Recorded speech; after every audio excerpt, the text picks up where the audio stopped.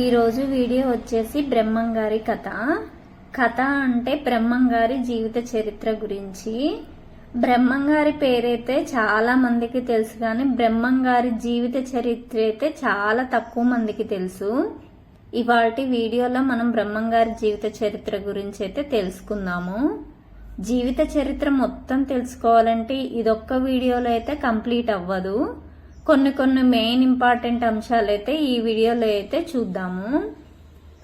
బ్రహ్మంగారిని అయితే అప్పట్లో 4 రకాల పేర్లతో అయితే పిలిచేవారట. మనకైతే ఎక్కువగా పోతులూరి వీరబ్రహ్మేంద్ర స్వామి అనే పేరే తెలుసు కదా, కానీ ఇంకా 3 రకాల పేర్లతో కూడా పిలిచేవారట. అవేంటో చూద్దాము. 1 శ్రీ మధ్విరాజ్ వీరబ్రహ్మేంద్ర స్వామి, 2 వీరప్పయాచార్యులు, 3 వీరం బోట్లయ్య, 4వది వచ్చేసి పోతులూరి వీరబ్రహ్మేంద్ర స్వామి. ఈ 4 పేర్లతో అయితే వీరబ్రహ్మేంద్ర స్వామిని అయితే పిలిచేవారట. వీరబ్రహ్మేంద్ర స్వామి వారి జననం ఎక్కడ, తల్లిదండ్రులు ఎక్కడ, ఎవరెవరు, పెంచిన వారెవరు, ఎందుకు పెంచాల్సి వచ్చింది, తల్లిదండ్రులు ఏమయ్యారు, వివాహం ఎవరితో అయింది, ఎంతమంది పిల్లలు, శిష్యులు ఎవరెవరు శిష్యులు, ఇంకా సమాధి ఎక్కడ అయ్యారు వీరబ్రహ్మేంద్ర స్వామి, ఎక్కడెక్కడ దేశాటన చేశారు, ఎవరెవరికి జ్ఞానబోధ చేశారు, బ్రహ్మంగారి మఠం ఎక్కడుంది, ఇలాంటి అంశాలన్నీ కూడా ఈ వీడియోలో అయితే మనం చూద్దాము. ఈరోజు ఈ వీడియో పూర్తిగా చూసిన తర్వాత నచ్చితే లైక్ చేయండి, షేర్ చేయండి, ప్లీజ్ ఛానల్ని సబ్స్క్రైబ్ చేసుకోండి. ఈ ఫోటో వచ్చేసి బ్రహ్మంగారి రియల్ ఫోటో, ఒరిజినల్ ఫోటో, మన పాత గ్రంథాలలో దొరికిన ఫోటో. ఈ ఫోటో అయితే బ్రహ్మంగారు అయితే ఇలా ఉండేవారట పూర్వము. ఇంకా బ్రహ్మంగారి ఫ్యామిలీ డీటెయిల్స్కి వచ్చేసి బ్రహ్మంగారి తండ్రి పరిపూర్ణయాచార్యులు, తల్లి ప్రకృతాంబలు, పెంపుడు తండ్రి వచ్చేసి యనమదల వీరభోజయాచార్యులు, వీర పాపమాంబ. వీరు తల్లిదండ్రులు ఏమయ్యారు, ఎందుకు పెంచాల్సి వచ్చిందో చూద్దాము. ముందు భార్య వచ్చేసి గోవిందమ్మ. వీరికి 5 కుమారులు, 1 కుమార్తె. ఫస్ట్ కుమారుడు వచ్చేసి సిద్ధిలింగయ్య, 2వ కుమారుడు వచ్చేసి గోవిందయ్య, 3వ కుమారుడు వచ్చేసి పోతులూరయ్య, 4వ కుమారుడు వచ్చేసి శివరామయ్య, 5వ కుమారుడు వచ్చేసి ఓంకారమయ్య. కూతురు వీరనారాయణమ్మ, ఒకటే కూతురు వీరనారాయణమ్మ గారు. వీరి ప్రధాన శిష్యులు వచ్చేసి సిద్ధయ్య, కక్కయ్య. గంగానది తీరంలో బ్రహ్మాండపుర వాసులైన విశ్వబ్రాహ్మణ్య పుణ్య దంపతులైన పరిపూర్ణయాచార్యులు, ప్రకృతాంబలు కాశీయాత్ర చేశారు. కాశీనగరంలో పరమశివుడు కలలో కనిపించి విష్ణువు ఆమెకు కుమారుడుగా జన్మిస్తాడని చెప్పాడు. కొంతకాలానికి ప్రకృతాంబ గర్భం ధరించింది. స్వగ్రామానికి బయలుదేరగా నదీ సమీపంలో మగబిడ్డను స్వస్థశ్రీ చంద్రమానైన కీలకనామ సంవత్సరం కార్తీక శుద్ధ ద్వాదశి నాడు ప్రసవించింది. కొన్ని రోజుల తర్వాత వెంటనే పరిపూర్ణయాచార్యులు కాలధర్మం చేశారు. ప్రకృతాంబ సమీపంలోని అత్రి మహాముని ఆశ్రమంలో చేరుకొని తన బిడ్డను పెద్దవాణ్ణి చేయమని కోరి తను కూడా తనువు చాలించింది. కర్ణాటకలోని స్కందగిరి పర్వత సానువులో స్థితమైన పాపాగ్ని మఠాధిపతులు ప్రస్తుతం దీన్ని చిక్ బల్లాపూర్ జిల్లాలోని కలవారపల్లెలో ఉన్నది. ఆయన విశ్వబ్రాహ్మణ్య పుణ్య దంపతులు యనమదల వీరభోజయాచార్యులు, వీరపాపమాంబ సంతానం కోసం పుణ్యక్షేత్రాలు సందర్శిస్తూ అస్త్రి మహాముని ఆశ్రమం చేరుకుంటారు. సంతాన ప్రాప్తికై పరితపిస్తున్న ఆ పుణ్య దంపతుల చెంతకు దైవ స్వరూపులు అయిన బ్రాహ్మణి మహాముని అందజేస్తాడు. వీరభోజయాచార్య, ఈ బాలుడు మహామహాన్మతుడు, మునుముందు ఈ బాలుడు ఎన్నో వింతలు చూపించబోతున్నాడు అంటూ ఆ బాలుని వీరభోజయాచార్య దంపతులకు అందజేస్తారు. బ్రహ్మంగారి వివాహం గురించి చూద్దాము. బ్రహ్మంగారి బోధలు విని పెద్ద కోమర్లలోని ప్రజలు అతని అనుచరులుగా మారారు. ఆ ఊరిలోనే శివకోటయ్యాచార్యులనే విశ్వబ్రాహ్మణుడు ప్రారంభంలో బ్రహ్మంగారిని నమ్మకపోయినా తర్వాత నమ్మకం ఏర్పడి తన కుమార్తెను అతనికి ఇచ్చి వివాహం చేస్తానని కోరాడు. అందుకు బ్రహ్మంగారు అంగీకారం తెలిపారు. వివాహానంతరం కొంతకాలం అతను భార్యతో జీవిస్తూ శిష్యులకు జ్ఞానబోధ చేశాడు. 6 సంతానం కలిగారు. 5 కుమారులు, 1 కుమార్తె. బ్రహ్మంగారి ప్రధాన శిష్యులు సిద్ధయ్య, కక్కయ్య. ఇప్పుడైతే కక్కయ్య గురించి అయితే చూద్దాము. బ్రహ్మంగారు తన శిష్యుడు కక్కయ్య యోగ విద్య, శక్తి, శరీరంలోని యోగ చక్రాల గురించి వివరిస్తూ శరీరం ఒక దేవాలయమని, అందులో దేవతలుంటారని, కుండలిని శక్తిని జాగృతం చేయడం ద్వారా వారిని దర్శించవచ్చని వివరిస్తుండగా కక్కయ్య అనే వ్యక్తి ఇదంతా విన్నాడు. కక్కయ్య శరీరంలోని అద్భుతాలు చూడాలన్న ఆతృతతో ఇంటికి వెళ్ళాడు. ఇంట్లో అతని భార్య నిద్రించడం చూడగానే నరికివేశాడు. అయినా ఆమె శరీరంలో రక్తమాంసాలు తప్ప ఏమీ కనిపించకపోవడంతో అతను బ్రహ్మంగారి మాటలు మోసపోయానని విలపించుకున్నాడు.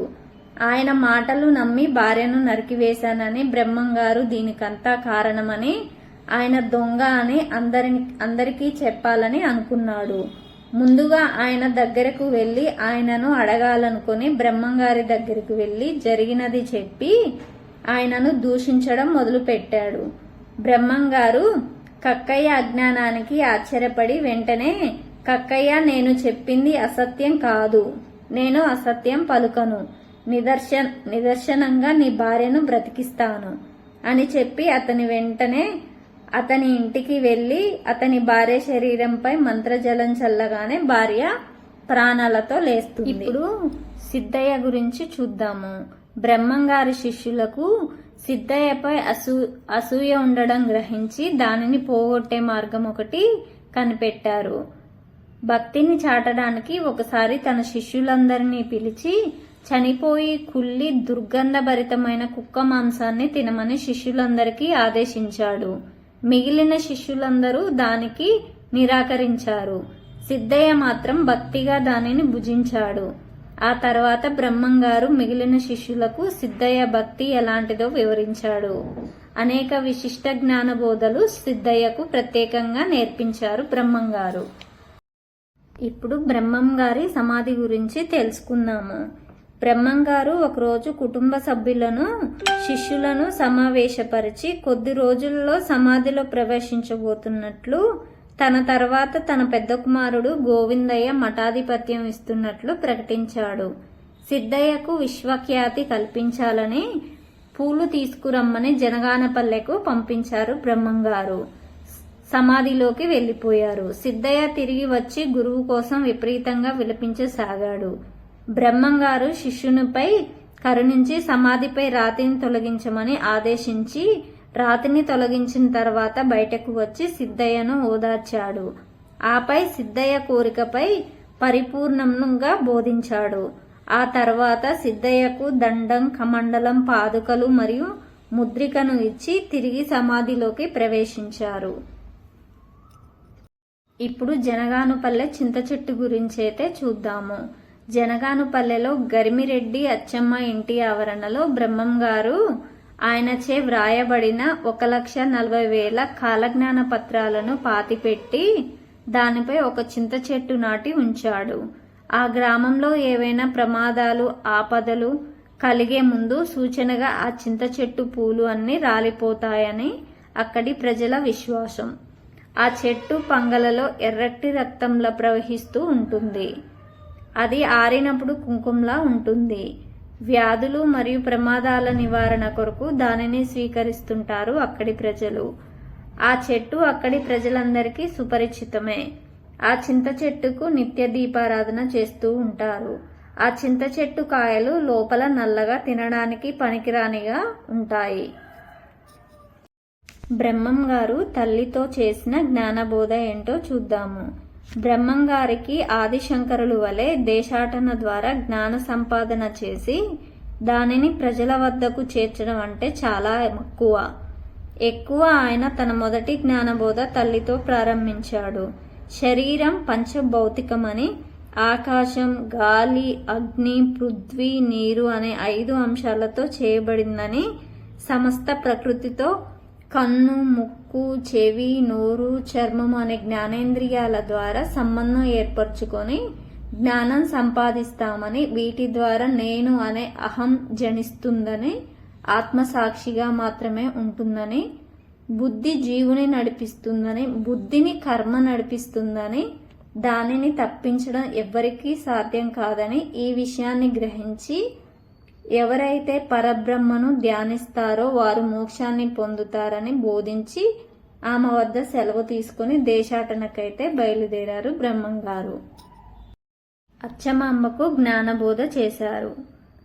బ్రహ్మంగారు తల్లిని వదిలి పుణ్యక్షేత్రాలు చూసేందుకై తిరుగుతూ బనగానపల్లెకు వచ్చి పగలంతా తిరిగి రాత్రికి ఒక ఇంటి అరుగు మీద విశ్రమించి అక్కడే నిద్రకు ఉపక్రమించాడు.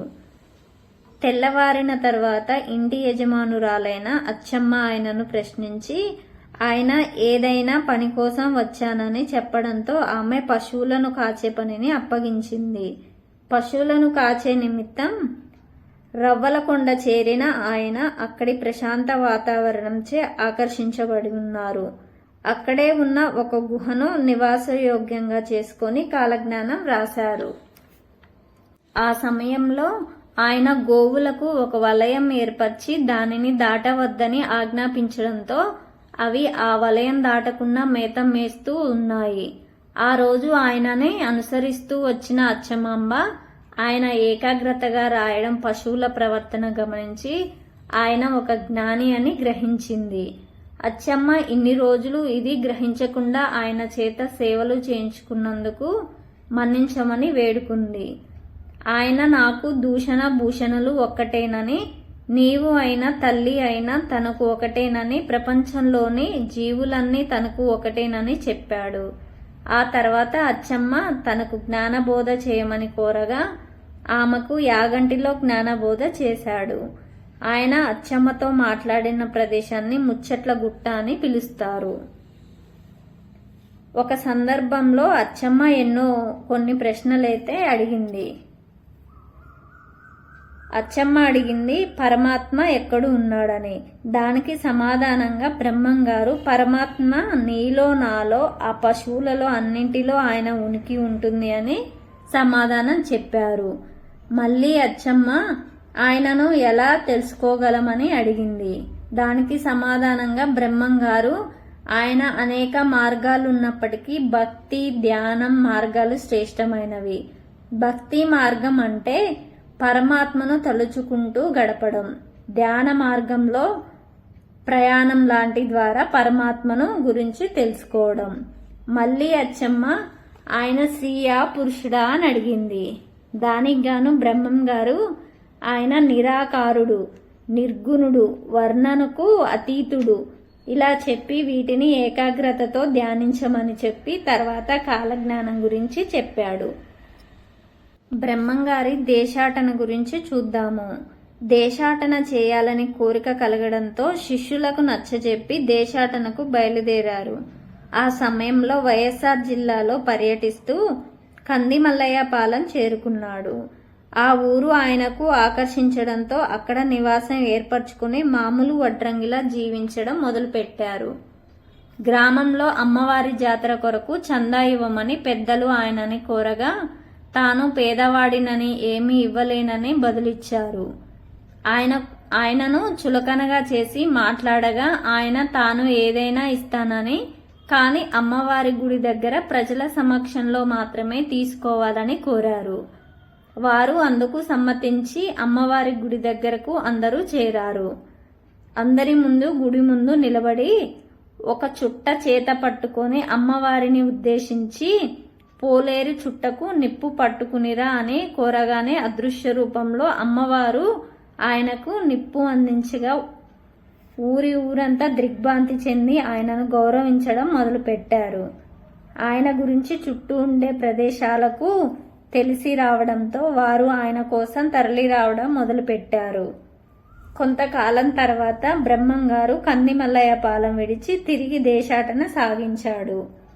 బ్రహ్మంగారు చేసిన మహిమలను విశ్వసించిన కొందరు ఆయనను ఎగతాళి చేసే ఉద్దేశంతో సజీవంగా ఉన్న వ్యక్తిని పాడ మీద తీసుకువచ్చి ఇతనికి ప్రాణం పోయండి అని వేడుకున్నారు.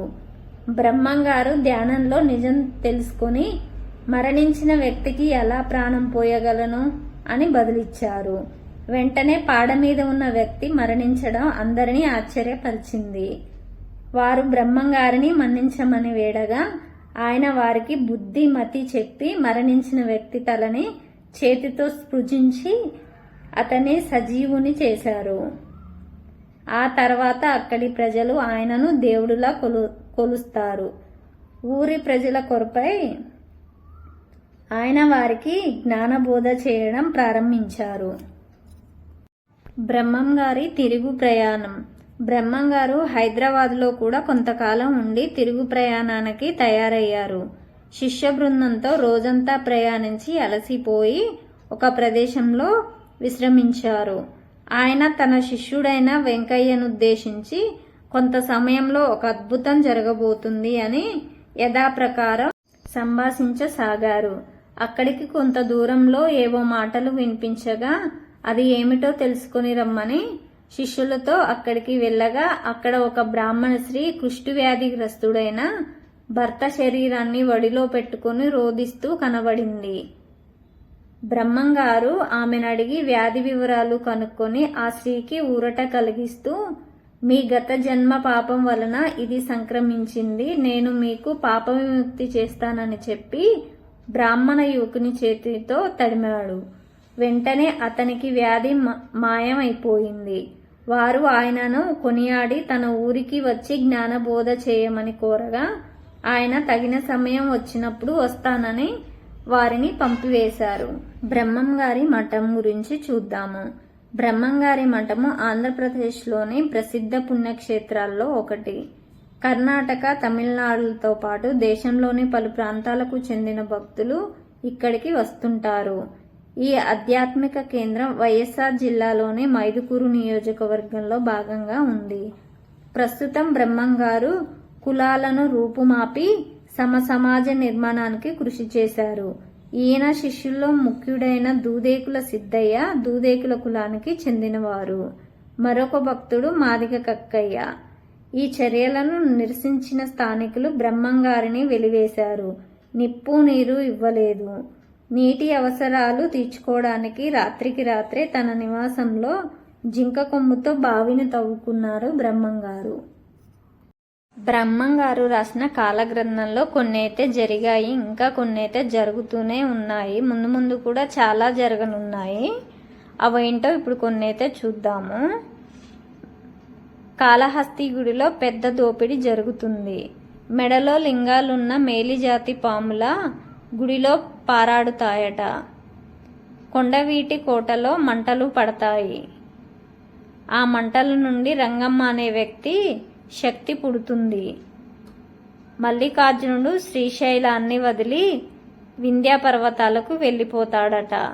ఈత చెట్టు ఒకటి పగలంతా నిలబడి ఉండి రాత్రికి నేలకు వాలి నిద్రపోతుందట. రాయదుర్గంలో రామచిలుక వీరధర్మాన్ని బోధిస్తుంది. తాడిపత్రిలో మేక మాట్లాడుతుంది. ఉర్వకొండలో కోడి ప్రసవిస్తుంది. శ్రీ కుమారస్వామి వారి గుడి తలుపులు వాటికవే మూసుకుపోతాయి. పాతాళ గంగా నీళ్లు ఇనికిపోతాయి. కోరంకి అనే కొత్త వ్యాధి సోకి 1,00,00,000 మందికి పైగా మరణిస్తారు. కోరంకి వ్యాధి అంటే కరోనా వ్యాధి వచ్చి 1,00,00,000 మందే పైన చనిపోయారు కదా. అప్పట్లో బ్రహ్మం గారు కూడా రాశారు, కానీ పేరైతే కోరంకి. ఇంకా బ్రహ్మం గారు అయితే చాలా అయితే చెప్పారు. అవన్నీ జరిగాయి, ఇంకా జరగబోతున్నాయి. ఇంకా జరగబోయే బ్రహ్మం గారు రాసిన జరగబోయే అంశాల గురించి వీడియో కావాలంటే కింద కామెంట్లో అయితే కామెంట్ చేయండి. కావాలి అన్నవారైతే వీడియో అయితే చేస్తాను. బ్రహ్మం గారి చరిత్ర అయితే చాలా ఉంది, ఇంకా ఒక్క వీడియోలో అయితే అయిపోలేదు. ఈ వీడియో మీకు నచ్చినట్లయితే లైక్ చేయండి, ఫ్రెండ్స్కి షేర్ చేయండి. మరిన్ని ఇలాంటి ఇన్ఫర్మేషన్ వీడియోస్ కోసం మన ఛానల్ని సబ్స్క్రైబ్ చేసుకోండి. Thank you for watching.